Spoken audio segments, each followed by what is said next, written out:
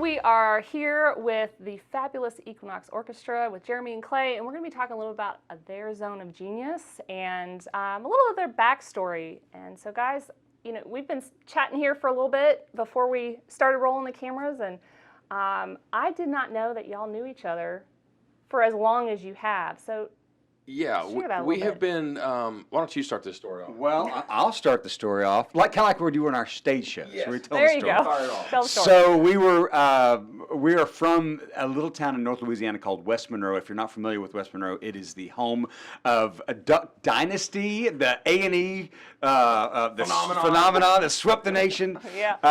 But our moms realized, when we were in 7th grade, our moms realized that we had every class together. We were too stupid to realize that.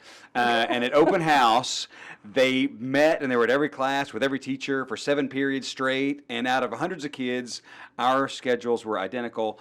And so they just thought it was fate, and they forced a friendship upon us. And it was a horrible experience. Yes, it was definitely an arranged friendship, if you will.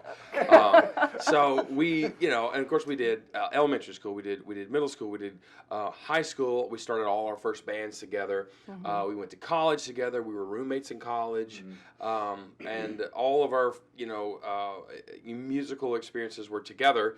And of course, we ended up meeting our wives at the same time. We ended up getting married to our wives about 2 weeks apart, and then we all moved after Hurricane Katrina out here to Savannah to start our lives over. So we have an extensive amount of time with one another. That's for sure. Yeah, Yes. yeah. We know where the bodies are buried, as they say. Yeah. So yeah, a lot of history for sure. I love that. And so, have y'all ever credited your mothers with the starting of the band? Every time we orchestra. do a public show. In fact, we just did a show back in where we went to college at Louisiana Tech, and both our moms were in the audience, and we tell the story, and they always, they shout from the audience that that's not true or whatever. But anyway, we always give our moms credit, and we do.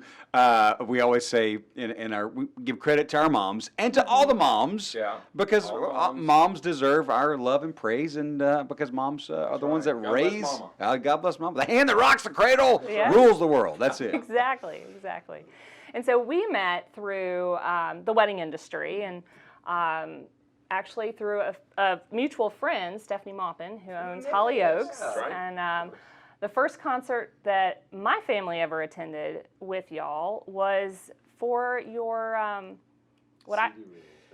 CD release. I think it was for we did during COVID, we did 3 CDs, which is crazy. It's what happens when all your gigs go away. We ended up going into the studio and recording just tons and tons of music, and they were kind of thematically based. And one of them was called Victory. It was hymns and some original material and some inspirational material, and we premiered that in a big free show out in my neighborhood where I live at Holly Oaks of the Marks, which is just down the street. Yeah. And I remember we brought in the stage. That's such a beautiful location anyway. With the marsh as the background and the oak trees. That was a fun night. I didn't even know you were there. I forgot that's where we met. That was a cool night. It was really cool. And it was neat to see a band, orchestra that is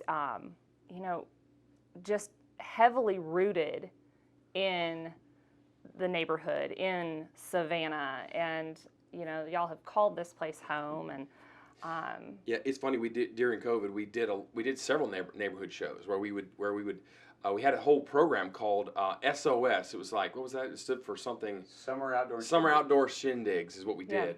And we played in different neighborhoods all over Savannah. And basically it was kind of a lifeline. People, super fans of the band, would pay to have us come play, and they'd bring all the friends, and to be socially distanced and responsible. But it was kind of a thing. I don't even know. We probably did a dozen of them all over Savannah, and they were loads of fun. It was a cool side effect. And Savannah has just been a wonderful hostess city for us. Welcoming us and supporting us, and we do a lot of every month we do a show in Savannah that's themed differently, and we sell tickets, and folks come out and jam the place, and it's always a hit. And so we always take a little bit of Savannah with us everywhere we go, because it's such a wonderful city to have this business kind of flourish in. To the extent that even the city of Savannah even sponsors our tours, because we do weddings, but we also tour. And we had a big 20,000 mile, I think it was like 50 something dates coast to coast to coast. It was like a zigzag across the country. And the city of Savannah sponsored all that, so we really kind of carry the flag of Savannah wherever we go, which is fun. Yeah. Well, when we've been sitting here talking, even before the camera started rolling, the word heart kept kind of popping in my head as we talked about kind of your heart for your musicians and your heart for the community of Savannah. And before this conversation, you know, some of the things that came to mind when I think about your orchestra is Johnny Mercer and Savannah and just genuine joy in storytelling. But heart, I think, is a word that when I think of your zone of genius that we've been talking about a little bit, comes to mind again and again. Yeah. And so when I say that word, what does that mean to y'all in regards to what you do in Savannah, in connection with Johnny Mercer, in connection with the world? Well, it's funny you mention that because we, 2014, I think, I had been working in foreign missions for a long time and in ministry, and I'd been traveling to India for a long time. And I finally convinced Jeremy to go with me. I'd been begging him to go with me to India, and he always had made some excuse why he couldn't go. But finally he said yes, and so I took him to India in 2014 for us to work with a ministry there that I'd been involved in for years. And but it was there that we realized, wait a second, we have this opportunity. We have this band, because we weren't doing music ministry. We were just kind of feeding the poor and going into the villages and helping the orphans and the widows. But we said, you know, we can use our music. We can put these things together and use our music to be a blessing. And that's what really we want to do on this earth is to help people and it come from the heart, come from our faith, come from the place where we know we have talents, we know we have abilities, and we want to use those abilities the best way we can to serve those around us, and that is kind of the heart of who we are and what we do. Yeah, it's like Clay said. It started in India, and we've since gone all over the world. We just had to cancel our third tour of Israel, where for obvious reasons. But when we were there, we played for Holocaust survivors, and we've been to Poland, where we've played for orphanages and all that. And of course, now we're going back to India later this month with the music this time, which is cool. So it does. I mean, I think you're onto something. Really, the heart behind the Fabulous Equinox Orchestra, whether we're touring, playing a wedding or a private event, or just on stage somewhere, really, that's our hope, our desire that the heart does shine through. I think that makes a big difference. And we did make it official. We started Equinox Global Missions, which is the nonprofit 501c3 arm of our musical business, and so we have this nonprofit that we use to just do all the things that we can to go into schools that can't afford anything like this, but we'll take the band into schools, into Title I schools to perform for kids who've never heard live music before. Yeah. We'll go into assisted living facilities to play for the greatest generation and play their music and see their eyes light up and hear their stories. And so we'll use the music to be a blessing however we can. And it's just it's wonderful to be able to do that, and it's the heart behind what we do, and we do a lot of big weddings, do a lot of big shows, but that's really what we love doing. Yeah. And how do you feel like that heart, that background with the global missions adjusts how you see weddings and how you interact with the wedding side of things? That's a good question. I mean, I think ultimately. Thank you, sir. This is my first time ever speaking to a microphone. Hello, entertainer. I do think that it matters. I think that people. I think it resonates when because usually if people find us on the internet, they find all of it. They see the slick videos. They see we've been on national television with our own material and tours and things. PBS special. They see all that stuff and they see the footage of us just rocking big beautiful weddings, and then they see us doing the other things that are for people who aren't so privileged, and I think that resonates. I think that people want to do business with people that are doing good things. Generally speaking, whether it's in any whether it's your pharmacy or whether it's your whatever you ask people, however you interact with people. So it really is kind of a superpower, I think, when people find out what it is that we're about. and they see that we have a great product and we do love our musicians and we take great care of them, and they're all so good, and it's truly authentic musically. I think all that resonates. We'll talk about how many times families have realized what we do, and people, after we do a wedding or whatever, the parents will give. Oh yeah, absolutely. It's crazy how many times. I mean, where we've got. I mean, it really. I could write a whole book about that idea. We've had weddings. You should. I really should. should. Matter of fact, we had one huge wedding here in this little town, Richmond Hill, That's right. at the Ford Plantation, and these people. I mean, they didn't have the same brand of church or even faith that we did. They were just good folks, but they saw what we do and it resonated with them, and they ended up coming to one of our shows and making a huge donation to our nonprofit to help us do more of it. And it happened because it was an off the cuff remark at a show in Savannah where we talked about serving people and going to the assisted living facilities, and it just moved them. Right. Yeah. And that's happened many times along the way. Some of our greatest supporters ever were people that we met because some wedding vendor at a hotel said, you need to call these guys, and we played for them and we crushed the wedding, and then it led to this beautiful 15-year relationship with folks beyond. So that really is the ultimate progression of all of this for us. Right. Yeah, I think that the heart for y'all informs the authenticity, which then creates the music and the joy and the experience of what you guys are doing. Because I've been to several of your concerts, both at Hollyoaks and then the private one that we got to see at the Thompson, which was just a delight. Yeah.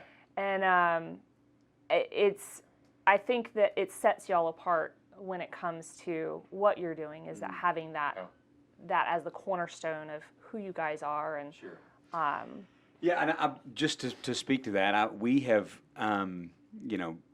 our most impactful moments with clients are in the, off the stage, behind closed doors, just having conversations, having dinners, developing relationships, because we do care deeply about the people we're working with, and we want to give them the best product, as we all do as wedding vendors and as business people. We want to provide the best possible product that they could get. But more than that, we really want to make new friends, and we really want to just get to know them and their families, and figure out when their birthdays are and all that kind of good stuff, because that builds relationships. And who are we if we're not developing new relationships with our clients? Well, So you that's built really an important. orchestra off of a friendship, a friendship, well, and a relationship of however many years that y'all have known each other. We don't talk about that. How many? Yeah, we're not going to. Longer than many of our musicians have been alive. Yes. That's the scary part. But it is true. I mean, and someone at one of the last big Knot events in New York said that. It's like, there's a lot of people that can deliver the wow at the end result, right? But there's opportunities all along the way to be special and meaningful and impactful.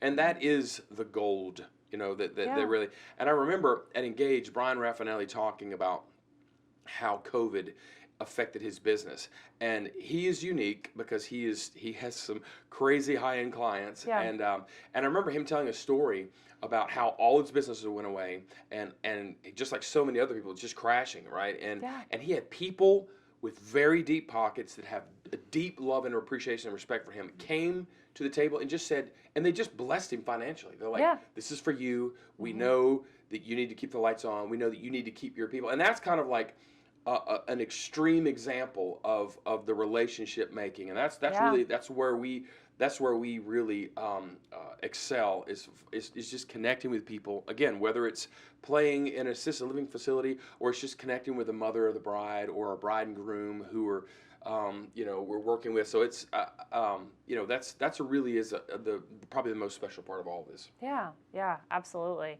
And so I'm going to kind of shift gears here really quickly, and had not given you these questions ahead of time just intentionally, so they're off the cuff and they're authentic. So I like it. Get ready. Okay. So when I initially, thought of y'all as a company, as an orchestra, I said to you earlier, Johnny Mercer comes to mind. Sure. So favorite Johnny Mercer song? Oh, great. Day in the morning. Well, there's only 1,600 of them. Pick one. Pick one. The probably the most silly one that no one knows is a song called "The Bathtub Ran Over Again," which is not like the you're greatest making this song. up. I'm not making that up. And the only reason Not a great song. it's not a great song. I think I don't know. I think it has to be the most classic of all his songs, and we've heard this song all over the world in our travels, and when we hear it, we always note it. It's Moon River, which is one of the most classic songs of our generation, of any generation, honestly, since there's been recorded music. That song has resonated with people.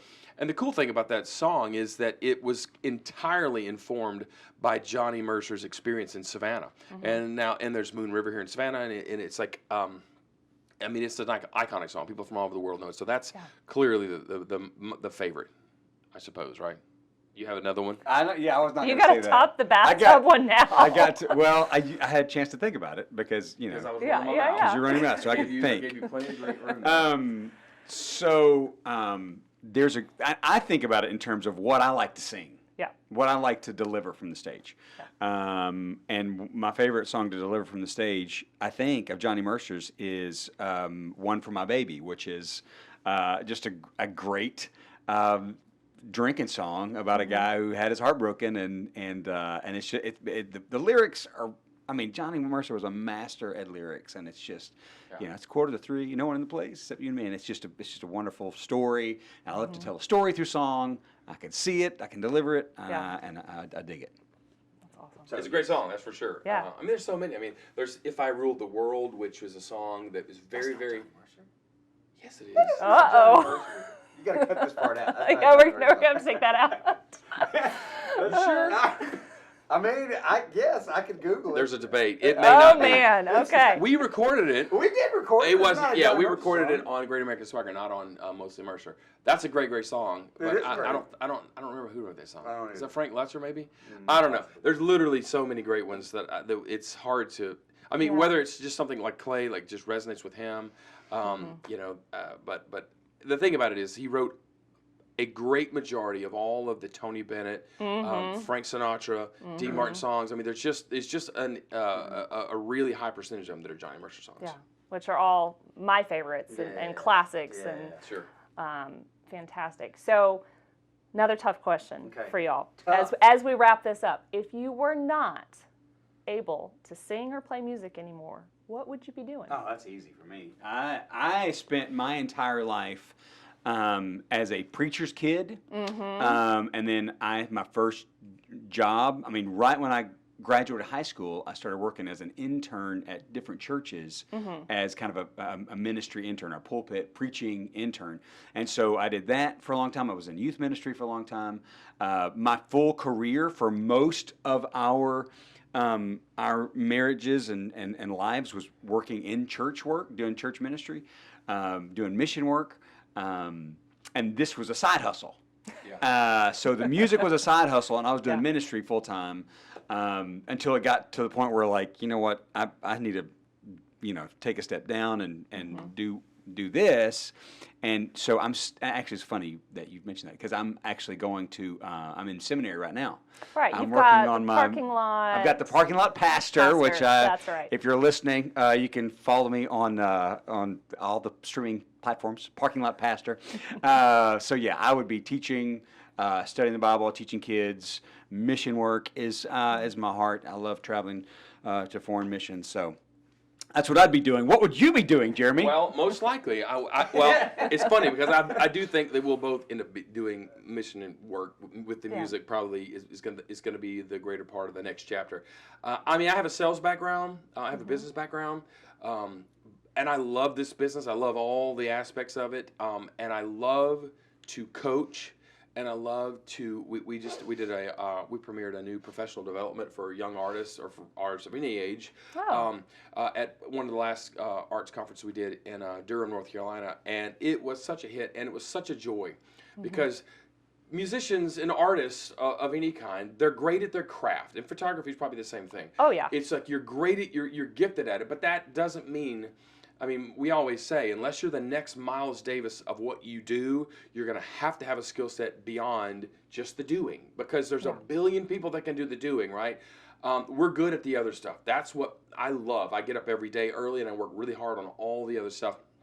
And I love coaching young musicians, another artist. We've had dozens and dozens of artists reach out to us, especially during the pandemic. Like, what are you doing? How are you still surviving?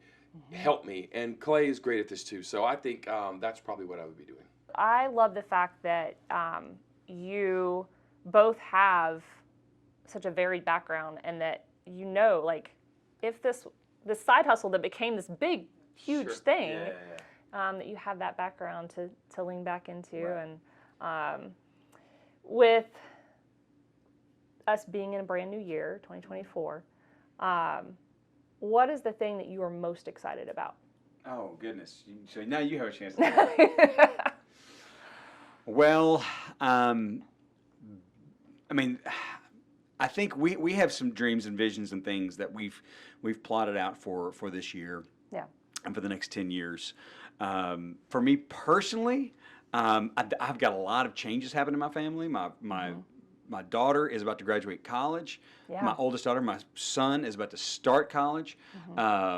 So I love the business. I love what's happening with Equinox, and I'm looking for bigger, better things. And I'm excited that it's doing well. Yeah. Because I'm going to need that to pay for my son to go to college and to get my daughter started in life, and I got my youngest daughter coming up. So there's a lot of changes happening, in my family that are exciting and big and kind of looking toward the future. So I'm just pressing forward with Equinox and with all things Equinox, because we have our entertainment side of what we're doing, where we have other groups that we send out to perform. We have what we are doing, which is a lot of fun, and of course we have our missions, which that's kind of the heart of what we do. We're gonna just nose to the grindstone with that.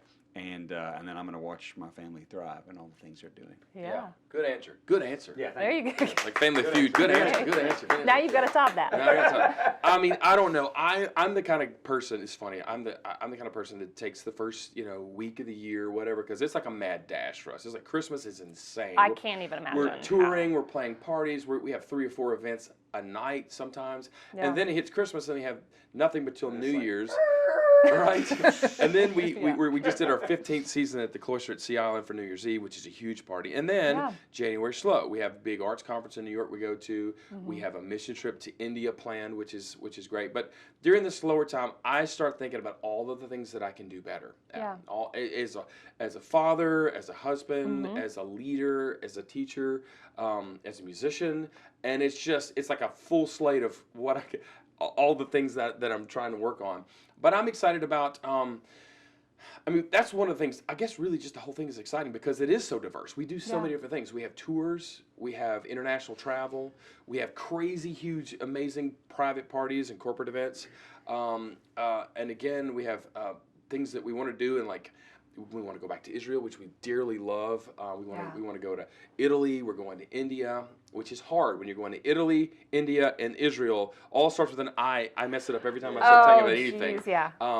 But I don't know. I'm just we're so blessed, and we have a children's book that we're working on. We got Really? we have a lot of things that we're just to Okay. throw that out there. Your brain would explode if you saw all the kind of the Venn diagram of things we've got going on. The problem is, it's you have to prioritize, right? Yeah. You can't do everything. So, but we've had this idea for a long time, and there's several reasons why we want to do it. Just beyond the fact that we have had little kids, and Clay still has a pretty young one.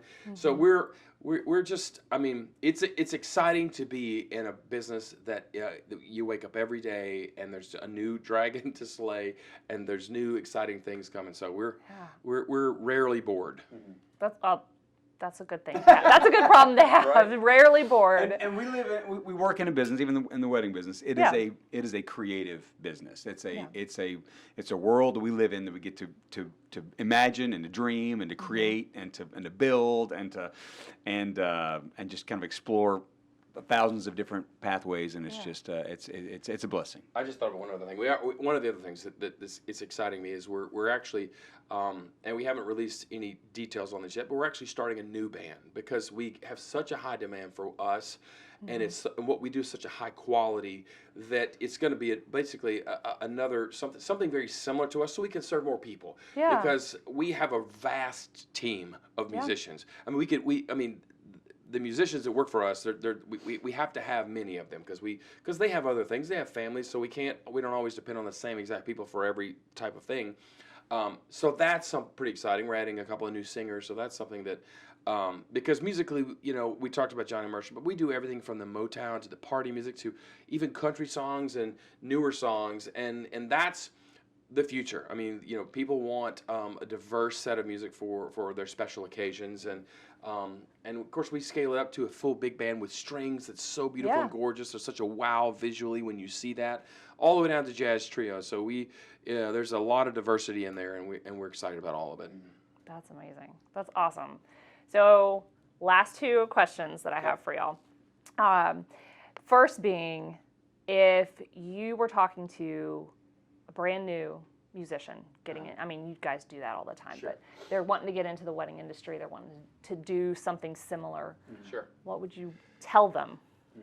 I would tell them what I tell them all the time. I actually had this conversation yesterday. It is a relationship business. That's what it is. And again, you're going to be walking into the room where there's already a lot of people in that space that can do what you do. And maybe you're particularly good at it. Again, we always say that there's a lot of people who can do, they can shoot the pictures, they can play the songs, but it's all the other stuff that really, really gets you the gigs. You know what I mean? It's like, it's typically for artists, it's the things that they run from when they're in school. I'm not going to do anything to do with writing. I'm not going to do anything to do with business. I don't want to do anything about I just want to do my thing. Yeah. And that is crippling. It's honestly crippling. Yes. And they end up coming to work for us or work for you. It's like, so that's what I would say. Take business classes, take marketing classes, take writing classes, take the speech class.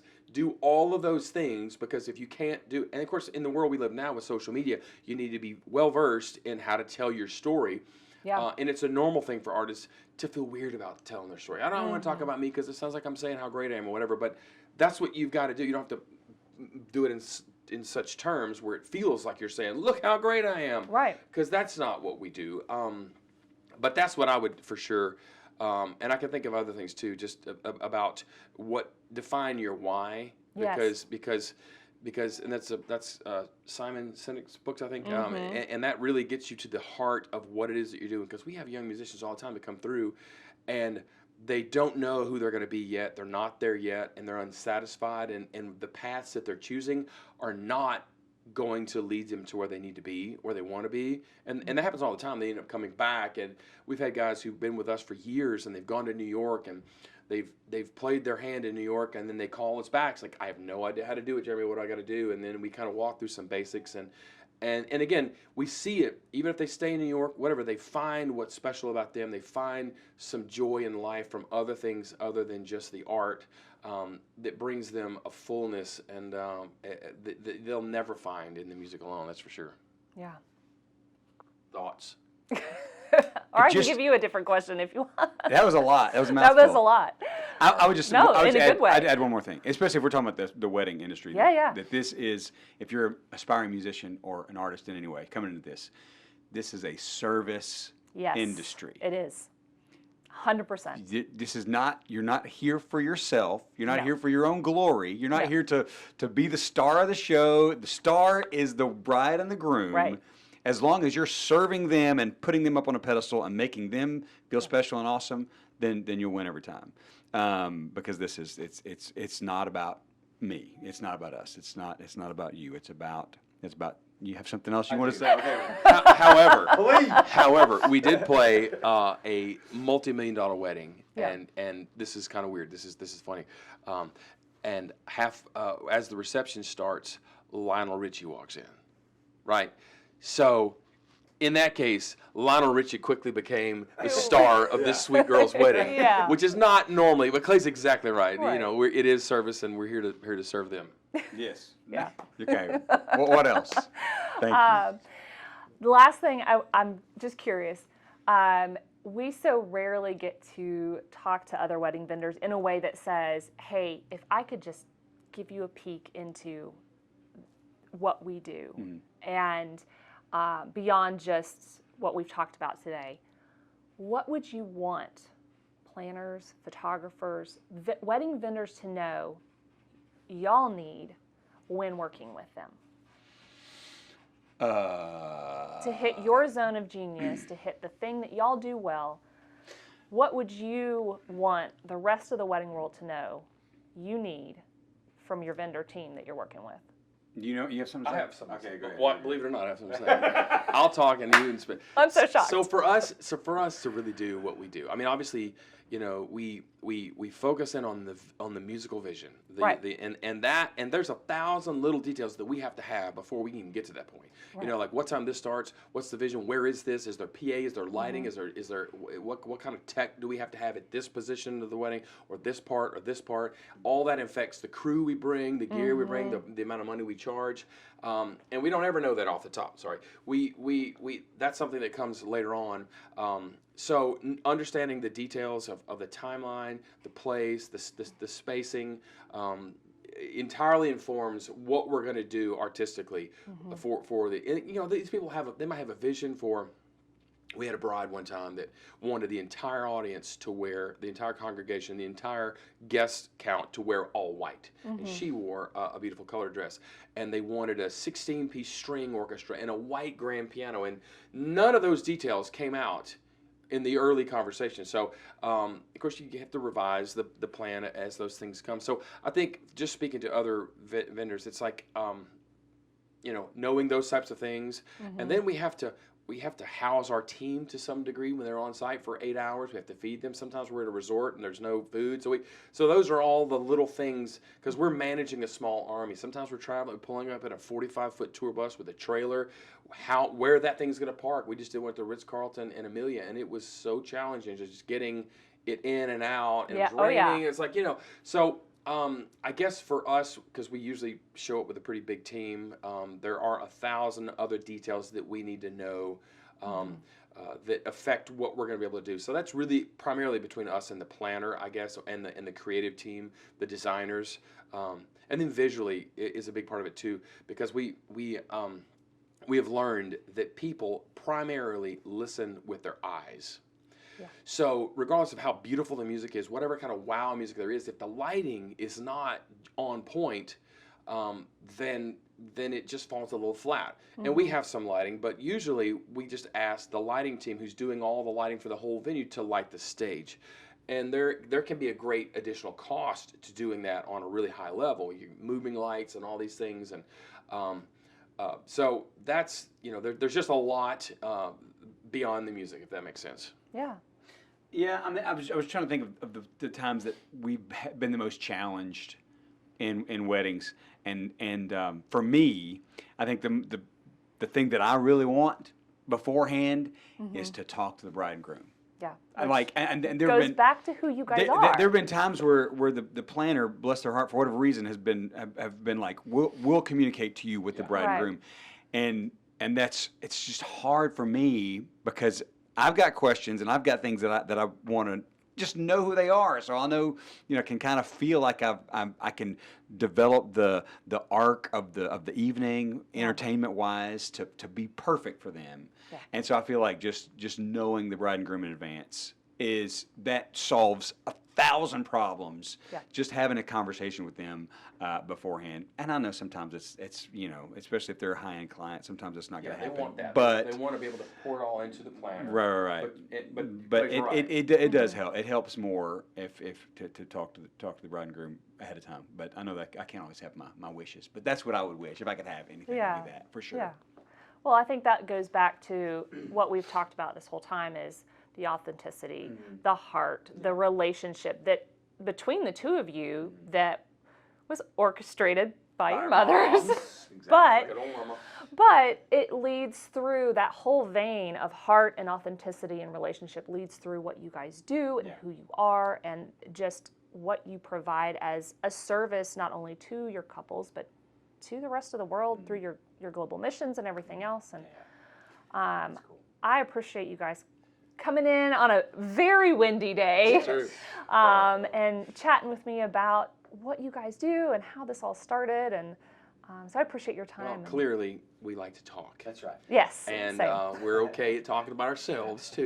Yeah. But no, we're thankful for the opportunity. It's just down the road from where I live, so that was super convenient. So, thanks for having us. Absolutely. Thank you. Absolutely.